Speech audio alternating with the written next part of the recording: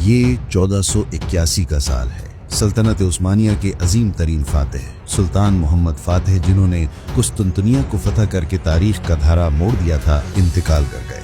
اب سوال یہ تھا کہ اس عظیم باپ کی جگہ کون لے گا؟ تخت کے دو دعویدار تھے۔ شہزادہ بایزید بڑا بیٹا، جو سنجیدہ، متقی، فنون لطیفہ کا شوقین اور ایک منجھا ہوا ملتزم تھا۔ شہزادہ جم چھوٹا بیٹا، جو اپنے باپ کی طرح ایک پرجوش، حوصلہ مند اور جنگجو طبیعت کا مالک تھا۔ بہت سے لوگ اسے اپنے باپ کا حقیقی جانشین سمجھتے تھے۔ یہی وہ پس منظر تھا جس نے سلطنت عثمانیہ کی تاریخ کی سب سے المناک بھائیوں کی جنگ کو جنم دیا۔ باپ کی موت کی خبر ملتے ہی دونوں بھائیوں میں تخت تک پہنچنے کی دوڑ شروع ہو گئی۔ بایزید، جو استنبول کے قریب تھا، پہلے دارالحکومت پہنچا اور ینیچری فوج کی حمایت سے سلطان بن گیا۔ لیکن جم نے اس فیصلے کو تسلیم کرنے سے انکار کر دیا۔ اس نے اناطولیہ میں خود کو سلطان قرار دے دیا اور سلطنت کو تقسیم کرنے کی تجویز پیش کی۔ بایزید جانتا تھا کہ بٹی ہوئی سلطنت کمزور ہو جائے گی۔ اس نے اپنے بھائی کی تجویز ٹھکرا دی اور دونوں بھائیوں کے درمیان خانہ جنگی چھڑ گئی۔ فیصلہ کن جنگ میں بایزید کی تجربہ کار فوج نے جم کو شکست دے دی۔ جم کو اپنی جان بچا کر بھاگنا پڑا۔ یہاں سے شہزادہ جم کی زندگی کا وہ المناک باب شروع ہوتا ہے جس نے بایزید کی آدھی سے زیادہ حکومت کو متاثر کیے رکھا۔ جم نے پہلے مصر کی مملوک سلطنت میں پناہ لی، لیکن وہاں سے مدد نہ ملنے پر اس نے ایک بہت بڑی غلطی کی۔ اس نے یورپ کے عیسائی جنگجوؤں نائٹس آف سینٹ جان سے مدد مانگ لی، جو جزیرہ روڈس پر قابض تھے۔ ان نائٹس نے جم کی مدد کرنے کے بجائے اسے قید کر لیا اور اسے سلطان بایزید کے خلاف ایک سیاسی مہرے کے طور پر استعمال کرنا شروع کر دیا۔ اگلے 13 سال تک شہزادہ جم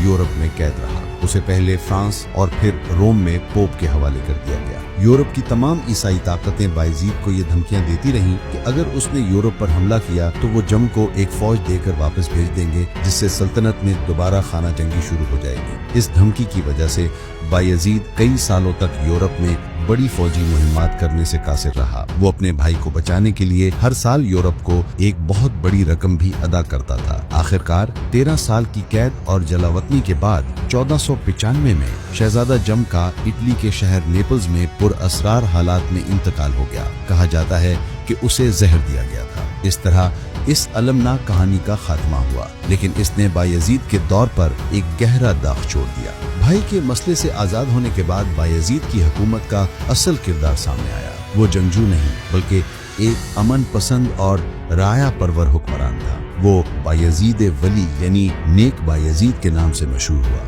اس کی رحم دلی کا سب سے بڑا ثبوت 1492 میں سامنے آیا، جب اسپین میں عیسائی حکومت نے غرناطہ یعنی گریناڈا کی آخری مسلم ریاست کو ختم کر دیا اور وہاں کے مسلمانوں اور یہودیوں کو ملک چھوڑنے یا مذہب تبدیل کرنے کا حکم دیا۔ تاریخ کی اس بدنام زمانہ اسپینش احتساب یعنی اسپینش انکوزیشن میں ہزاروں لوگوں کو زندہ جلا دیا گیا۔ جب یہ خبر سلطان بایزید تک پہنچی تو اس نے تاریخ کا ایک سنہری کارنامہ انجام دیا۔ اس نے اپنے سب سے بہترین امیر البحر یعنی ایڈمرل کمال رئیس کی قیادت میں عثمانی بحری بیڑا اسپین روانہ کیا۔ عثمانی جہازوں نے ہزاروں بے گھر مسلمانوں اور یہودیوں کو اسپین سے نکالا اور انہیں سلطنت عثمانیہ کے مختلف شہروں، خاص طور پر استنبول، ازمیر اور سالونیکا میں پناہ دی۔ بایزید نے اسپین کے بادشاہ فرڈیننڈ کے بارے میں کہا، تم لوگ اسے ایک عقل مند بادشاہ کہتے ہو جس نے اپنے ملک کو غریب کر کے میری سلطنت کو امیر کر دیا۔ یہ پناہ گزین اپنے ساتھ نئے ہنر، علم اور تجارت لائے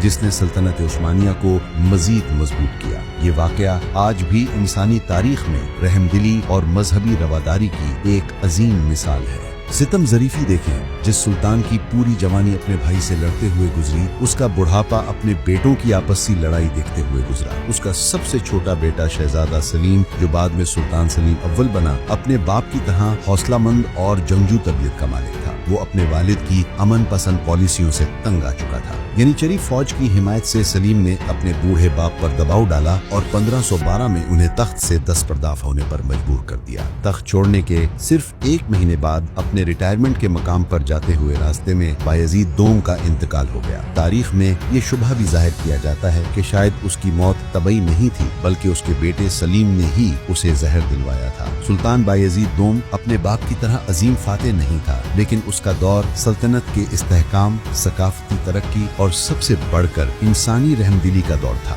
اس نے ثابت کیا کہ ایک بادشاہ کی عظمت صرف ملک فتح کرنے میں نہیں بلکہ مشکل وقت میں انسانیت کی خدمت کرنے میں بھی ہوتی ہے۔